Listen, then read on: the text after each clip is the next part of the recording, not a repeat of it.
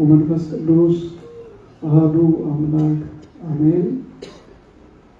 ክርስቶሳውያን የክርስቶስ ቤተሰቦች እንደምን አደራችሁ?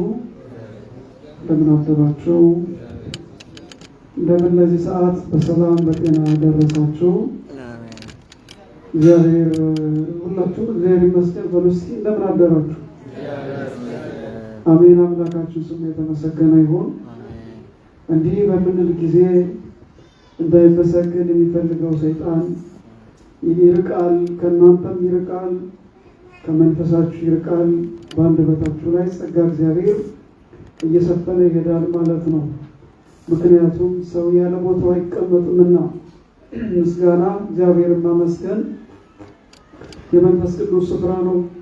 አለማመስገን ዝም ማለት በሚመሰገንበት ሰዓት ሳያመሰግኑ አፍን አፍኖ መሄድ ደግሞ ለዚሁ ለጠላት ለዲያብሎስ ለሚዋጋን በመንፈሳዊ ሕይወታችን እንዳናድግ ለሚያቀጭጨን ክፉ መንፈስ ያጋልጣል ማለት ነው። ስለዚህ ሁልጊዜ እግዚአብሔርን ማመስገን ያስፈልጋል። እግዚአብሔር ሁልጊዜ ምስጉን ነው። እግዚአብሔር በስራው ምስጉን ነው።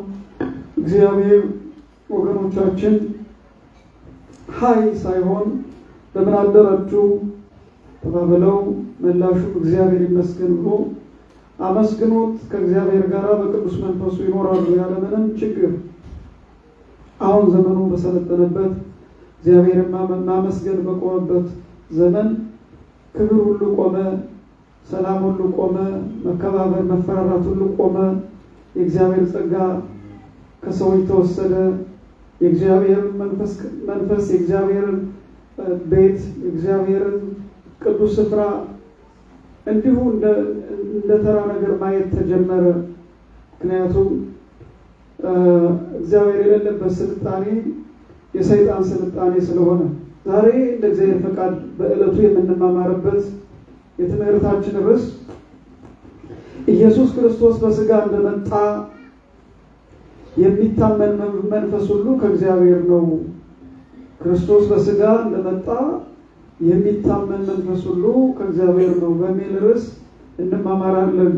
ይህ ሰሞን የክርስቶስ በስጋ መገለጥ የሚነገርበት ስለና ስለእናንተ ሲል በበረት በከብቶች ግርግም ምንም በሌለበት በብርድ በቅዝቃዜ የዚህን ዓለም አስቸጋሪ ነገር የተጋፈጠበት የተንገላታበት ወቅት ነው። ስለዚህ ሐዋርያው መልእክተኛው የቅዱስ ዮሐንስ መልእክት ለኢየሱስ ክርስቶስ ቅዱስ ዮሐንስ የጻፈው መልእክት ነው። በሁለተኛው ዲያቆን የተነበበው ነው ዛሬ የመረጥኩት። ወንጌሉ የማቴዎስ ወንጌል ምዕራፍ 2 ላይ ክርስቶስ እንደተወለደ በቤተልሔም በወቅቱ የነበረው ገዥ ሰብአ ሰገል ከሩቅ የመጡ ሰዎችን አስጠርቶ የት እንደሚወለድ መረጃ የጠየቀበትን ነው የሚያሳየው። እኔ ግን የመረጥኩት ሁለቱንም እናያለን፣ ቤታችሁ ታነቡታላችሁ።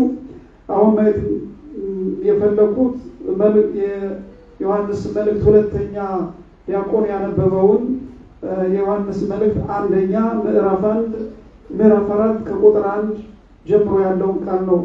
ቃሉ እንደዚህ ይላል: ወዳጆች ሆይ መንፈስን ሁሉ አትመኑ፣ ነገር ግን መናፍስት ከእግዚአብሔር ሆነው እንደሆነ መርምሩ፣ ብዙዎች ሐሰተኞች ነቢያት ወደ ዓለም መጥተዋልና የእግዚአብሔር መንፈስ በዚህ ታውቃላችሁ። ኢየሱስ ክርስቶስ በስጋ እንደመጣ የሚታመን መንፈስ ሁሉ ከእግዚአብሔር ነው። ኢየሱስ ክርስቶስ በስጋ እንደመጣ የማይታመን መንፈስ ሁሉ ከእግዚአብሔር አይደለም። ይህም የክርስቶስ ተቃዋሚ ነው፣ መንፈስ ነው። የክርስቶስ ተቃዋሚው መንፈስ ነው። ይህም እንዲመጣ ሰምታችኋል። አሁንም እላችኋለሁ በዓለም አለ። ልጆች ሆይ እናንተ ከእግዚአብሔር ናችሁ፣ አሸንፋችሁትማል። በዓለም ካለው ይልቅ በእናንተ ያለው ታላቅ ነውና ይላል። ስለ ቃሉ የቃሉ ባለቤት ስሙ የተመሰገነ ይሁን። ቀሪውን ቤት ሄዳችሁ ታነቡታላችሁ። በዚህ ምዕራፍ ላይ የምንረዳው ብዙ ጊዜ መንፈሳዊ አገልግሎት ከመንፈስ ቅዱስ ጋር በመንፈስ ቅዱስ ምሪት የሚገለገል መንፈስ ቅዱስ የሚመራው ነው። መንፈሳዊው አገልግሎት ክርስቶሳዊው አገልግሎት ትክክለኛው አገልግሎት በመንፈስ የሚመራ ነው።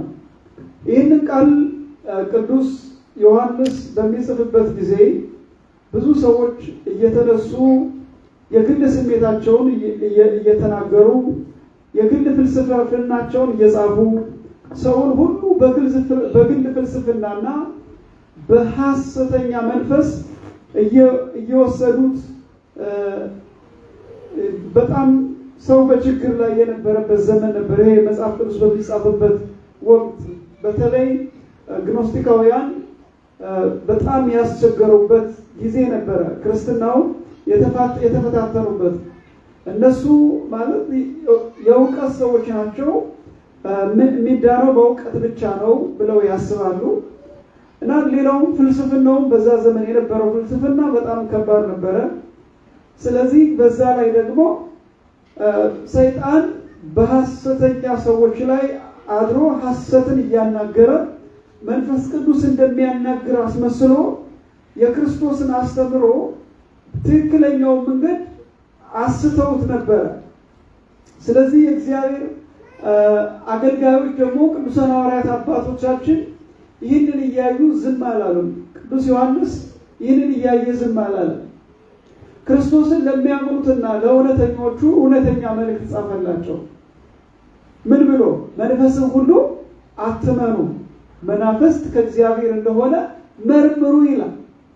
ምክንያቱም በዛን ጊዜ የነበረው ሰው ምንም አይመረምርም። ዘሎ ሄዶ የማይሆነውን የሐሰተኛ መንገድ፣ የማይሆነውን የሐሰተኛ ትምህርት፣ የማይጠቅመውን የሐሰተኛ መንገድ እየተከተለ ብዙ ሰው ስለተጎዳ የእግዚአብሔር ሰዎች ደግሞ ይህንን እያዩ ማየት ስለማይቻላቸው እውነቱን በመጽሐፍ ላይ ያስቀመጠልን፣ እውነቱን በመጽሐፍ ላይ ጻፈልን። ስለዚህ በዛ ዘመን የነበሩ ክርስቲያኖች እንደተሰቃዩ መከራ እንዳዩ ሁሉ ዛሬም በወቅቱ የነበሩ ሰዎች ቢያልፉ መንፈሱ ስለማይሞት ከዘመናት በኋላ ራሱ ወንጌላዊው እንደተናገረው አሁንም ይሰራል፣ አሁንም አለ እንዳለው ክርስቶስን ያለ አግባብና ያለ መንገዱ የሚሰብኩ በመንፈስ የሚሰብኩ የሚመስሉ ነገር ግን በስጋዊ ስሜታቸው ክርስቶስን መግለጥ የሚፈልጉ እንደ አንዳንድ መኪነኛ በራሳቸው ልክ ሰፍተው ለራሳቸውም ለብሰው ሌላውንም በእነሱ ልክ ማልበስ የሚፈልጉ የክርስቶስ ተቃዋሚ ሐሰተኛ ነቢያት በዛ ዘመን እንደፈሉት ሁሉ በዚህ ዘመንም እንዳሸንፈልተዋል። የክርስቶስ ተቃዋሚ የሚሆነው ምኑ ላይ ነው ብለን ያለ እንደሆነ የክርስቶስ የሆነው ሁሉ የክርስቶስን ቅድስና ነው የሚሰራው። የዚህን ምድር ነገር አይሰራም። በዚህ ምድር ያለውን ነገር ብቻ ለማካበት አይተጋም። በተለይ በወንጌሉ ላይ እንደተገለጸው ለሁለት ጌቶች አትገዙም ብሎ ራሱ ኢየሱስ ክርስቶስ እንደገለጠው የክርስቶስ ተቃዋሚ የሆነው የሚገዛው መጀመሪያ ለገንዘብ ነው፣ የሚሰራው ለገንዘብ ነው። ስለዚህ ኢየሱስ ክርስቶስ እንደዚህ አላደረገም። ኢየሱስ ክርስቶስ የሰራው ስለ ሰው ነፍስ ነው። ኢየሱስ ክርስቶስ በበረት የተወለደው ስለ ሰው ነፍስ ነው። ቅዱስ ያሬድ በጎል ሰከበ በአጽርቅት ተጠብለለ፣ በበረት ተኛ በጨርቅ ተጠቀለለ፣ ቤዛ ኩሉ ዓለም ዮም ተወልደ፣ የዓለም መድኃኒት ዛሬ ተወለደ ብሎ ይናገራል። እንደዚህ ነው የሆነው ኢየሱስ ክርስቶስ መላውን ዓለም በጸጋው የሚያልብስ ሆኖ ሳለ እሱ የተወለደ በበረት ውስጥ ተወለደ። በረት ምን አይነት ነው ያለ እንደሆነ በረት የከብቶች መኖሪያ ነው። ግልጽ ነው። በረት የከብቶች መኖሪያ ነው። ዛሬ ሙቀት ነው እንዴ? ሰው ልተኛሳ በረድ ቀስቅሷቸው አጠገባቸው ያሉት ሰዎች ይኸው አጅብ እየሸፈነ እኮ ነው። ሌላ ወሬ ቢሆን ጊዜ አያስተኛቸውም ነበር። ወሬ ቢሆን እንዴ ፍጥጥ አድርጎ ነበር እንትን የሚላቸው። ወንጌል ሲናገር ልብን ይሰውራል። መቼስ እንዳለመታደል የተረገመ አይደለ ሰይጣን እቤት የማይመጣው እንቅልፍ እኮ ነው። አንዳንዱ ሰው እቤት የማይተኛው ለቤተክርስቲያን መጥቶ ይተኛል። ይሄ የማን ጥበብ መሰላችሁ? የሰይጣን ጥበብ ነው። ይኸው ሊናገር ነው እንዳሰማ እንዳትለወጥ አይነት እኮ ነው። እንዳትሰማ እንዳትለወጥ ተኛ።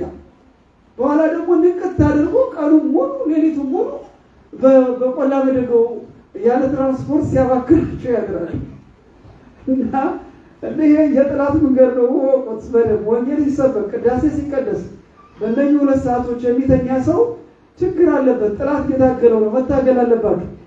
ወታደር ጠላቱን እንዳያጠቃው ይታገላል። የሚተኛው ሲያሸንፍ ነው። ክርስቲያንም እንደዛ ነው። የምትተኙ ስታሸንፉ ነው። እና የክርስቶስ ተቃዋሚ የሚሆኑት ሐሰተኛ ነቢያት ጠባያቸው ገንዘብ ነው ብለናል።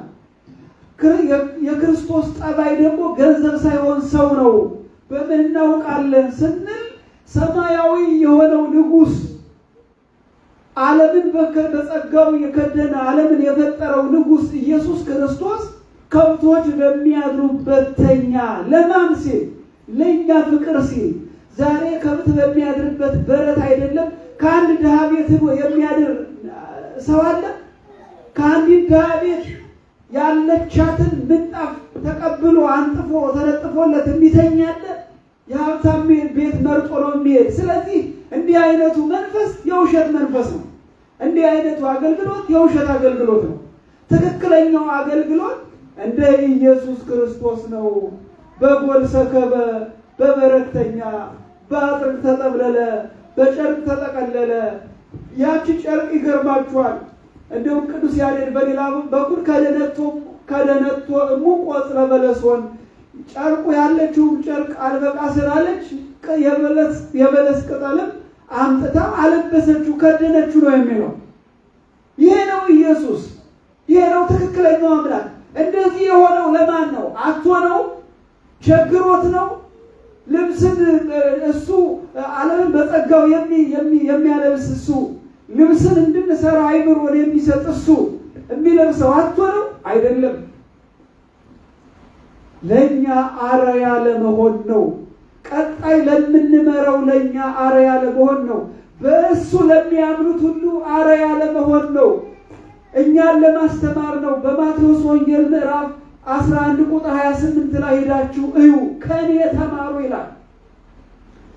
ወገኖቼ ዛሬ ክርስቶስ ኢየሱስ ጌታ በአማርኛውም በእንግሊዘኛውም ሎርድ የሚሉ ሰዎች ከግል ፕራይቬት ጀት እስከ ማርቸዲስ ድረስ ከህዝቡ እየተቀበሉ አንዳንዶቹ ነገር ይመጣ ነው ወደዚህ በዚህ በኩል ሄዱ ሲለው ህዝቡ በቃ መንጋጋት እንደው አስቸጋሪ ሆኖ አይምሮ የተመከለ ሰው እግዚአብሔር ከአይምሮ መታወክ ይጠብቃችሁ።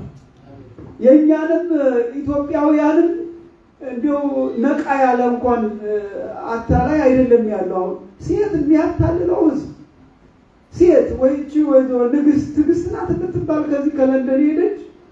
እንደው ጠንክር ብሎ እንደ ውጭ ሀገር ሰው ሰርቶ ራስን መለወጥ ሲያቀታት ማርያም ታየች እያለች የምታታልላችሁ እንደ በግ የምትረዳችሁ ስንቶች አላችሁ። ይሄ ሐሰተኛ መንፈስ ማርያም ታየች ትታያታለ። ምንድነው ብርቁ? እሷን መከተል ያስፈልጋል ወይ?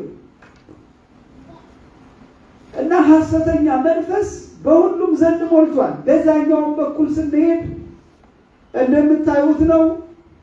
የምዕራባውያንን አልባሳት ለብሶ አሸብርቆ ወይ ካራቲስ እንደዚህ የኮማንዶ ሰዎች በቃ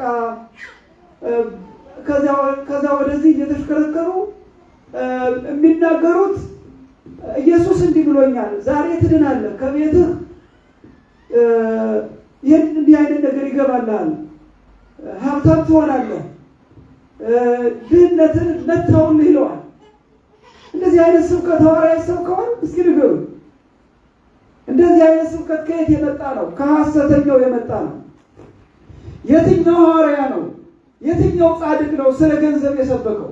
እንዲሁም ሐዋርያት እኮ በስማቸው በክርስቶስ ስም የተሰበሰቡ ሰዎች አንድ ወቅት የኔ ወጥ አነሰ ለገሌ እንጀራ ለገሌ አብዝቶ ሰጠው እያሉ በዛ በሐዋርያት ሥራ ላይ ጠብ ሲጀምሩ ምንድነው ያሉት ሐዋርያት? እኛ እናንተ ማዕድን ልናገለግል የተገባን አይደለም። የክርስቶስን ወንጌል ትተን ማዕድን እናገለግል ዘንድ የተገባ አይደለም ነው የተባለው። ሰው ወንጌል ይሰብካል እንጂ ስለ ባንክ ቤት ብር፣ ስለ ነገ ሀብት፣ ስለ የማይሆን ውሸት፣ የውሸተኛው ነቢያት መገለጫ ይሄ ነው። ትበለጽጋለህ፣ ትድናለህ፣ ውሸት ነው። ሳትሰራ እንዴት አድርገህ ነው ትበለጽግ? ሳትሰራ፣ ሳትደክም፣ ሳትወጣ፣ ሳትወርድ። እንደዚህ አይነት ሰነፍ በፍጹም ምንም ነገር አያገኝም።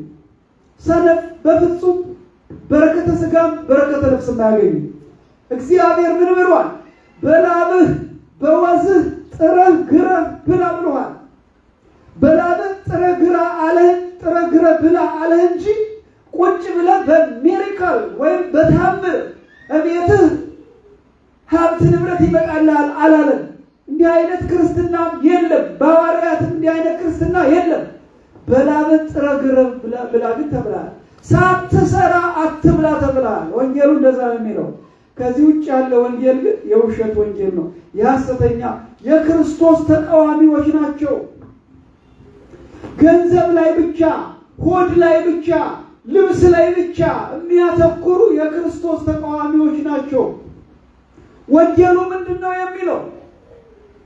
ወንጌሉ ምንድነው የሚለው? በማቴዎስ ወንጌል ላይ ተጽፎ እንደምናገኘው ወንጌሉ ምን ይላል? እሱ መንግስቶ ወጽድቆ ምኑን ፈልጉ?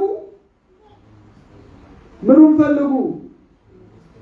በመጀመሪያ አስቀድማችሁ የእግዚአብሔርን መንግስትና ጽድቁን ፈልጉ ይላል።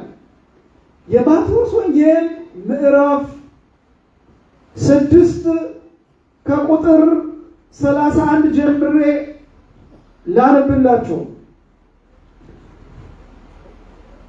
ምን እንበላለን፣ ምንስ እንጠጣለን፣ ምንስ እንለብሳለን ብላችሁ አትጨነቁ። ይህንንስ ሁሉ አሕዛብ ይፈልጋሉ። መብል መጠጥ የአሕዛብ ፍላጎት ነው። መብል መጠጥ ብቻ ማለት ነው፣ ብቻ። ይህ ሁሉ እንዲያስፈልጋችሁ የሰማዩ አባታችሁ ያውቃልና፣ ነገር ግን አስቀድማችሁ የእግዚአብሔርን መንግስቱን ጽድቁን ፈልጉ፣ ይህም ሁሉ ይጨመርላችኋል ይላል። መጀመሪያው ምንድን ነው? መጀመሪያው ጽድቅን መያዝ ነው። ከዛ በኋላስ ሀብት፣ ንብረት፣ ቤት፣ መኪና፣ ፎቅ፣ ሀብታም መሆን፣ ሚሊዮን መሆን ተጨማሪ ስጦታ ነው እንጂ የመጀመሪያ አይደለም። ወንጌሉ ይሄን ነው የሚለው። ሰውን ከጽድቅ አሳደው በጆሮው ላይ መጥፎ ነገር፣ የማይጨበጥ ነገር እየነገሩ የኢትዮጵያን ሕዝብ ድሃ ያደረጉ፣ የአፍሪካን ሕዝብ ድሃ ያደረጉ፣ ምሁራኑን ድሃ ያደረጉ፣ አፍሪካውያን ደክመው በድካማቸው ሀገራቸውን ያላቸውን የውስጥ ሀብት እንዳይጠቀሙ፣ ወርቁን ማይኒንጉን አውጥተው እንዳይጠቀሙ፣ እንዳይበለጽጉ ማደንዘዣ በየአዳራሹ፣ የውሸት ትምህርት በየአዳራሹ። ይኸው በቀደም ሰምታችኋል። የታንዛኒያ አካባቢ ዓለም ይጠፋል መርከብ ላይ ይሉ ተሳፈሩ ብሎ ያ ሁሉ እንጨት እያሰበሰበ መርከብ ሲያሰራ ሰነበተ። ዓለም አልጠፋም፣ በውሸቱም ንስሐ አልገባም። አይ ለሌላ ቀን ጸሎት አድርጌ ጠይቄው ለሌላ ቀን ብሎኛል አለ። ተመልከቱ፣ የውሸት ቀጠሮ። እንዲህ አድርጎ ህዝቡን መከራ የሚያሳይ ሐሰተኛ ነቢያት አስተምሮ አፍሪካን ወሯል። እዚህ ሀገር ቻንስ የለውም፣ ኖ ቻንስ ኢን አውስትራሊያ። ምክንያቱም ቀድሞ ብለው ውሸት እንደሆነ ሲያውቁት ፓጋን ሆነዋል። 42% የአውስትራሊያ ህዝብ ፓጋን ነው። ለማን ነው ፓጋን ያደረገው? ሐሰተኛ ፕሮቴስታንት፣ ሐሰተኛ ካቶሊክ ነው ፓጋን ያደረገው። አሁንም ኦርቶዶክሳዊት ቤተክርስቲያንን ወጣቶቿን ፓጋን ለማድረግ ከትክክለኛው የቤተክርስቲያኒቷ አስተምሮ እያወጡ የሚያፈናቅሉ ከፓጋኒስቶች ልጆች ቃላት እየወሰዱ አንዳንድ ነገር እየተዋሱ ከቤተክርስቲያን ወደ አስፋልት ወጣቱን የሚያፈናቅሉ ወደ ፓጋኒስት ቁልቁለት የሚያምዘገዝጉ ልጆች አሉ። አርፋችሁ ተቀመጡ። ቤተክርስቲያናችን ስርዓቷ፣ ውበቷ፣ መልእክቷ በቤቷ ነው የሚተላለፈው። ከዋናው ከጥንቱ የተለየ አዲስ ሃይማኖት የለም። ኢየሱስ ክርስቶስ ትናንትናም ዛሬም ያው ነው። አዲስ ስርዓት የለም። የቤተ ክርስቲያን ስርዓት ሁለንተናዊት ነች። ብዙ ጊዜ ሃይማኖት ውሸት የሚወደደው ሰዎች ባለው ሕግ ላይ ባለው ስርዓት ላይ መገዛት ሲያቀታቸው ሲያምፁ አንዱን አንዱ እየወለደ ይሄዳል። በ325 አሁን የምንለው ሃይማኖት በሙሉ አንድ ላይ ነበረ እኮ። ይገርማቸዋል። አሁን ካቶሊክ፣ ፕሮቴስታንት፣ አንጌሊካን ምናምን የምንለው በሙሉ ምስራቅ ኦርቶዶክስ የምንለው አንድ ነበር የነበረው። ላለው ትክክለኛ ስርዓት መገዛት እያቃተው ሲመጣ ራሱ እያንዳንዱ እየተለየ ሄደ። በምን እናውቃለን? 318ቱ ሊቃውንት ከ318ቱ ሊቃውንት አባቶች ዝርዝር ብናወጣ የካቶሊክ ውስጥ ያሉ፣ ፕሮቴስታንት ውስጥ ያለ ያልነበረ ፕሮቴስታንት፣ ምስራቅ ኦርቶዶክስ ውስጥ ያሉ፣ ኦርቶዶክስ ውስጥ ያሉ ናቸው። ግን መጨረሻ ፖለቲካውም ለራሱ ሃይማኖት ስለሚፈልግ ግልብ የሆኑ ሰዎችን እየተጠቀመ እያንዳንዱ እምነት ፈጠረ። በቃ ካቶሊክ የራሷን እምነት በያዘች ሄደች፣ ከኦርቶዶክስ ተለየች፣ ለቅዱስ ዲዮስቆሮስን አስደብድባ፣ ከዛ በኋላ ምስራቆቹም ሄዱ። ከዛ እያለ እየተለያየ አሁን በየአዳራሹ ሆኗል። እንደውም አሁን አንድ መዋቅር የለም። በየአዳራሹ አንድ ኮበሌ ተነስቶ ብድግ ብሎ የዚህ ቤተክርስቲያን ሊላችሁ ይችላል። ከዛ በኋላ እሱ ተነስቶ መዋሸት ነው በቃ ችግሩ። ሰው የገንዘብ ችግር ከሆነ ገንዘብ ታገኛለህ፣ ጤና የሌለው ከሆነ ጤና ታገኛለህ ነግሮኛል። ከዛ ደግሞ ውሸታቸውን ድራማ ይሰራሉ። እግራቸው የማይሄድ አስመስለው የሚሄደውን ሰውዬ በከራንች ያመጣሉ። ከዛ በኋላ ድራማውን ሲጨርሱ ያ ሰውዬ ብሩን ተቀብሎ ተነስቶ ይሄዳል። ቁሞ የሚሄደው ሰው እኮ ነው። እንዲህ አይነት አመፀኛ ነቢያት፣ ሐሰተኛ ነቢያት፣ የውሸት ነቢያት ምድርን ሞልቶታል። ስለዚህ ይሄ ሁሉ የማን ተቃዋሚ ነው ያን እንደሆነ የኢየሱስ ክርስቶስ ተቃዋሚ ነው። መንፈሱ ዛሬ አልሞተም። መንፈሱ እየሰራ ነው። እንዲህ የሚናገሩትን ሰዎች ባግራውንዳቸውን ብታዩቸው 5-6 ባለ ካምፓኒ ናቸው። እንደው እሱ ካል የለም ከተባለ አንድ ቀበሌ የሚያክል ቤት አላቸው ቢቆጠር በየቦታው። እንደገና መኪና አላቸው። ዘመዶቻቸው ሀብታም ናቸው። በጋርድ ነው የሚንቀሳቀሱ። የትኛው ሐዋርያ ነው ለወንጌል የወጣ በጋርድ የተንቀሳቀሰ? ንገሩኝ እስኪ። የትኛው ሐዋርያ ነው? ንገሩኝ። በጋርድ የተንቀሳቀሰ የትኛው ሐዋርያ ነው? ምንም እንዲህ አይነት ሐዋርያ የለም። በጋርድ የተንቀሳቀሰ ሐዋርያ የለም። በነጠላ ጫማ እየሄደ ሌሎችን ሀብታም አድርጓል። ከሰይጣን እስራት ብዙዎችን ፈትቷል። የሐዋርያትን አስተምሮ የሊቃውንቱን አስተምሮ እሱን እየተከተለች ያለችው አሁንም እየተገበረች ያለችው ኦርቶዶክስ ናት። ይህን ለማስጣል የፓጋናውያን ወደ ፓጋን ጎዳና ወጣቱና ህዝቡን የሚመሩ ሰዎች እየወሰዱ ንጹህ ቃል ብቻ እውቀት የለ እውቀት እኮ ያስፈልጋል። የኛ አባቶች እኮ ይህንን በቃላቸው ነው እኮ የሚሉት። በ3-4 አይነት በትርጓሜ በልጆቹ ዘንድ እውቀት የለም። ምክንያቱም እውቀትን፣ ባህልን፣ ማንነትን በሙሉ መጥቶን ንጹህ ማድረግ ሌጣ ህዝብ ማድረግ በቃ ምንም የለም። አሁን እዚህ ሀገር ነው ምንም አይነት ካልቸር የለም። ለምንድነው ካልቸር የሌለው? ለምንድነው ባህል የሌለው? ሰዎቹ ራሳቸው እስረኞች ናቸው። እስረኛ ምን ካልቸር አለው? የሚመጣው ስደተኛ ከሀገሩ ከብዙዎቹ ከጥቂቶቹ በቀር ከሀገሩ የሀገሩን መንግስት የሀገሩን ገንዘብ ወይ ሰርቆ ወይ ሀገሩን ዘርፎ ወይ ሀገሩ ነፍስ ገሎ ወይ ሀገሩ ሰላም ነስቶ ሸሽቶ የመጣ ሌባ ስብስብ ነው። በአብዛኛው አውስትራሊያ ወንጀለኛ ስብስብ ነው።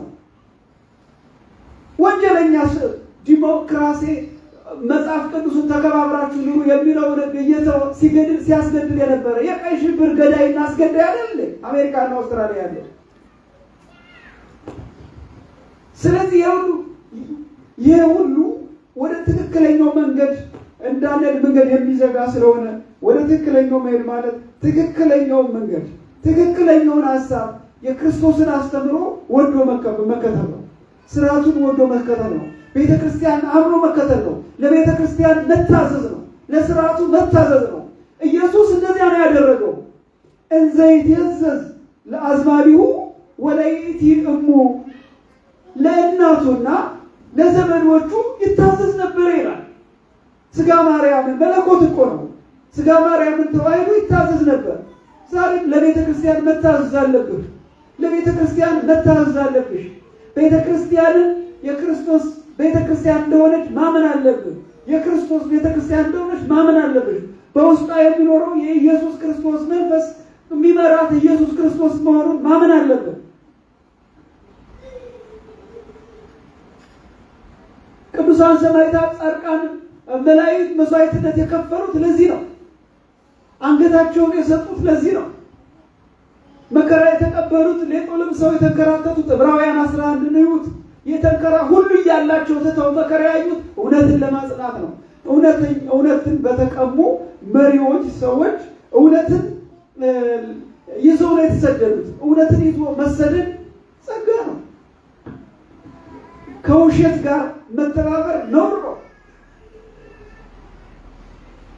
ስለዚህ በትንሹም እንድንባረክ በትልቁ እንድንባረክ በትንሹ መጀመር አለብን። በትንሹ መስራት፣ መንቀሳቀስ፣ መመጽወት።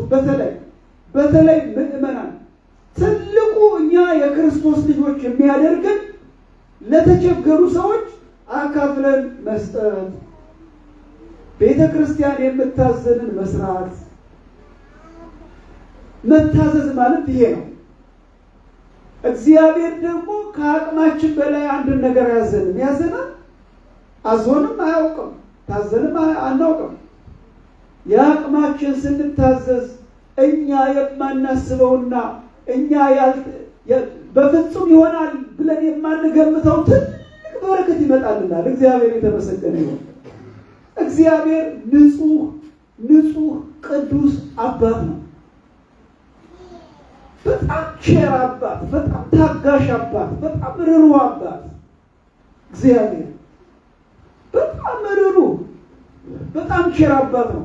ስለዚህ አባታችን ለኛ የሚያስፈልገንን ሁሉ ያደርግልናል። ወገኖች የሚያስፈልገንን ሁሉ ከመከራ ይሰውረናል፣ ከፈተና ይሰውረናል፣ ከችግር ያድነናል።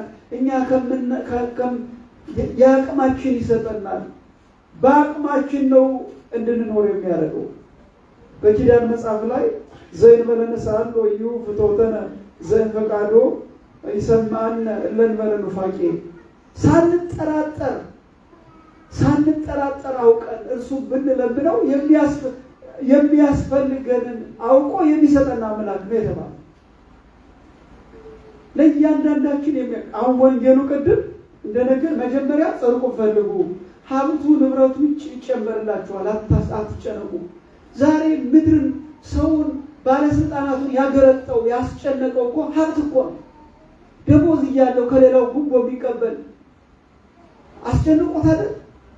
ወደ ሌላ ሀገር ትራቭል ሊያደርግ ቤት ሊሰራ እዚያ ወንድሙ ተርሞ እሱ ሌላ ሀገር ትራቭል አድርጎ ሊዝናና ቤት ሊሰራ የወንድሙን ይቀማል፣ ይጨነቃል። አትጨነቁ አለ ኢየሱስ ክርስቶስ። ምክንያቱም አጥብቀን የምንጨነቅበት ነገር ሳንበለው እንሞታለን። አምላካችን ኢየሱስ ክርስቶስ በንጹህ በሆነች በተቀደሰችው ቤቱ በተቀደሰችው ሐሳቡ በተቀደሰችው መስመሩ አጥምቶናልና በዚሁ ጸንታችሁ ልትኖሩ እግዚአብሔር ይርዳችሁ። ዝም ብላችሁ ሁሉም መርምሩ የሚለው የዛሬው መልእክት ዝም ብሎ አይደለም። ሁሉም መርምሩ። ለምን እንዲሁ ዘንዳችሁ ዝንቅ አትበሉ። ያላችሁበት ላይ ቆማችሁ እስኪ መርምሩ። እስኪ የትኛው ነው ትክክለኛ ብላችሁ መርምሩ። እስኪ እንዲሁ መርምሩ። ሰውን ከነክብሩ የሚያኖር ነው በሰንሰለት እያሰረ ገደል የሚከት በሰንሰለት እያሰረ እስር ቤት የሚከት ከላዩ ላይ ተቀምጦ የሚዝናና እንዲሁ ሲጀመር እንዲሁ የሉተር አስተምሮ በእውነቱ እንደው የለወጠው በነፍስ የለወጠው ሀገር አለ። የመሐመድ አስተምሮ በሰይፍ የለወጠው ሀገር አለ። በጽድቅ የመራው ግን የለም።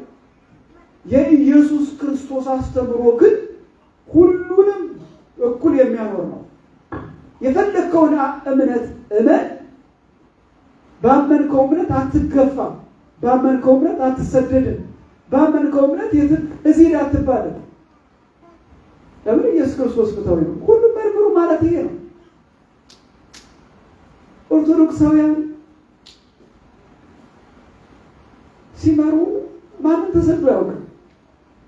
ማን ተሰዶ ያውቃል? እስቲ ንገሩኝ። ማንም ተሰዶ ያውቃል? ከኦርቶዶክሱ ውጭ የሆነ መሪ ሲነሳ ደግሞ ስደት ነው፣ ረሃብ ነው፣ እልቂት ነው፣ እርስ በርስ መገዳደል ነው፣ መለያየት ነው።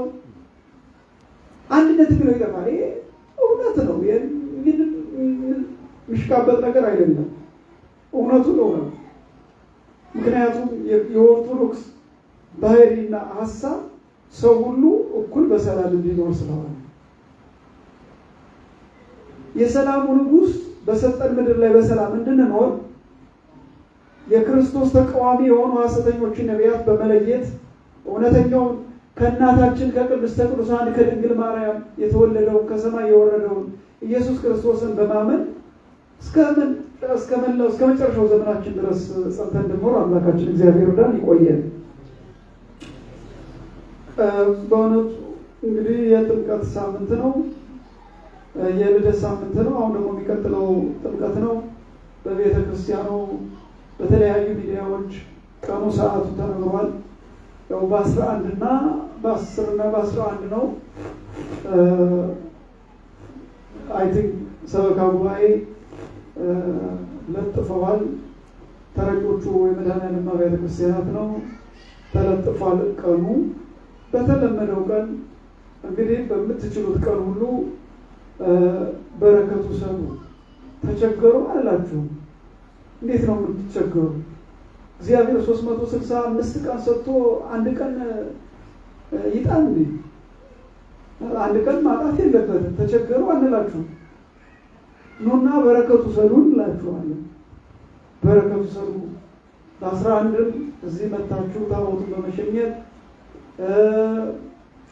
በ10 ማለት ነው። በ11 እንደዚሁ በሚኖራችሁ ሰዓት መታችሁ በረከቱ ሰዱ። በዚህ 24 ሰዓት 12 ሰዓት የሚሰራ የለም። ምክንያቱም አገልግሎቱ 24 ሰዓት ስለሆነ ከ10 ጀምሮ ያለው አገልግሎታችን ሌሊትን ማህሌት አለ። ማታም በመራግሩ ላይ እንደተለጠፈው በየሶሻል ሚዲያ ማታም እዚህ ወጥተን ከየም ጀምሮ በቀጣ እስከ ሌሊትም ቀንም በሁለተኛው ቀን ነው። በ11 6 ሰዓት ነው ፕሮግራማችን የሚያልቀው። በ10 4 ሰዓት ተጀምሮ በ11 6 ሰዓት ነው የሚያልቀው። ከዚያ ውጭ ሁሉም ሰዓቶች ፕሮግራሞች አሉት። በእነዚህ ሰዓቶች እየመጣችሁ እንድትባረኩ። አይ በሰዓት ስራ ነኝ አልደርስም ብላችሁ እንዳታስቡ። በደረሳችሁበት ሰዓት ልጆቻችሁን እያያዛችሁ ታቦት ማደሪያው መጣችሁ ቃሉን ተሳትፋችሁ ትሳተፋላችሁ። እዚሁ ነው የሚታደር። እዚሁ ደሩ ፈረንጅና አንዳንድ ትርቆ እንደው ለመዝናኛ ብለው ሆሊዴይ ጫካ ያድሩ እንዴ? ዋሻው ዛፍ ስር ድንኳን ነው ምናምን ያድራሉ እኮ። ያ ደግሞ ኢየሱስ ክርስቶስን ዘንድ ነው የምናድረው እና በዚህ ይታደራል። በዚህ ሁሉ በረከት ተሳታፊዎች እንድትሆኑ ነው። ስለነበረው ሁሉ አምላካችን እግዚአብሔር ስሙ የተመሰገነ ይሁን። የሰላም አምላክ የበዛውን የተረፈረፈውን በረከት ያድላችሁ። ቤተክርስቲያናችን በምትችሉት ሁሉ